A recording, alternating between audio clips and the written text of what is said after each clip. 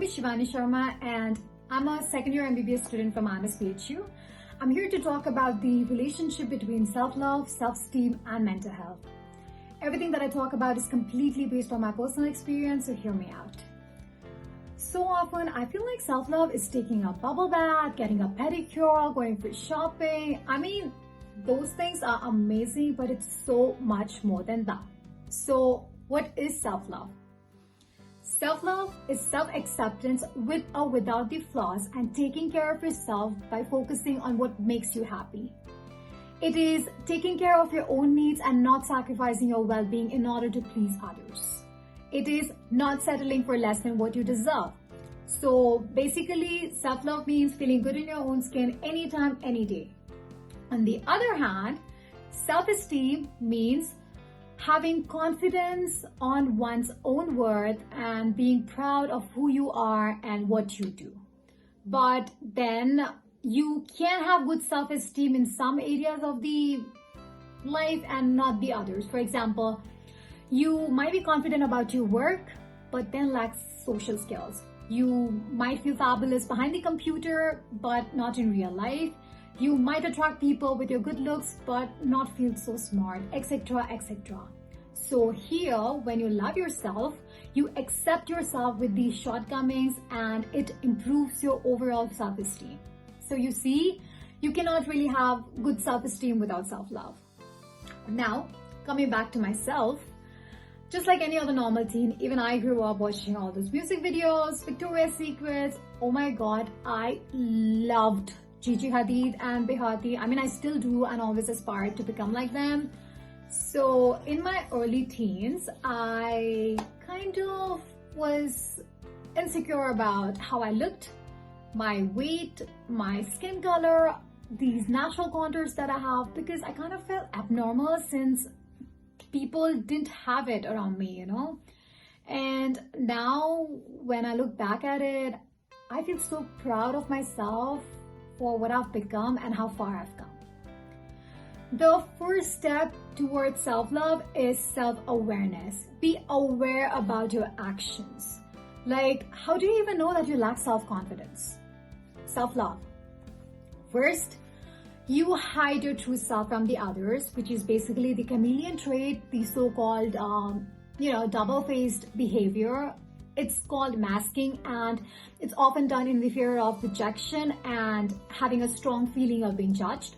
Second, you overanalyze your own behavior where you keep doubting on yourself. Third, you lack self-confidence and thus struggle with physical and mental self-care. And fourth, you basically need validation from people and keep doing things, whether you like it or not, in order to please others. And the list goes on and on.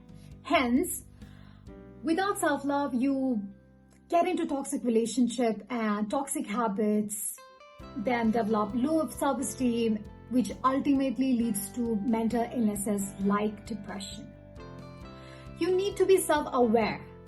You need to be able to differentiate between what's good for you and what's not. You need to know that you will never be good enough for anybody until unless you're not good enough for your own self. Put yourself first. Love yourself just like you love your loved ones. I mean, would you ever do anything to hurt your loved ones knowingly or see them depressed and cry all day long? Would you let your sibling question their self-worth and cry over a toxic guy or girl who basically dumped them? No, right? I mean, you would basically do everything that you can in order to cheer them up and make them realize that they're precious and deserve the best in the world. That's exactly the kind of love you need for yourself. You need to understand that you're valuable, not because of the way people see you, but because that's how you're created to be. You need to stop giving people the power to control how you feel about yourself. Don't let these silly breakups question your self-worth. I mean, honey, he didn't even deserve you, and it's his loss, and the universe already knew that. So just work on yourself because you want to be better and not because you need to please others. Never settle for less than what you deserve.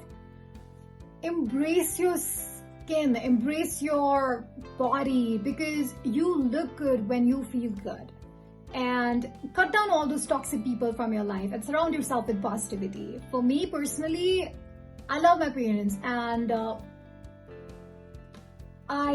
being around them, it just gives me the power, the strength, and the peace that I deserve. So figure out what works best for you and realize that you're special, you're handsome, you're beautiful, you're worthy, you're capable, and you're absolutely lovable. And lastly, if all these could create the slightest of awareness in any of the individual, it would be an honor. Thank you and take care.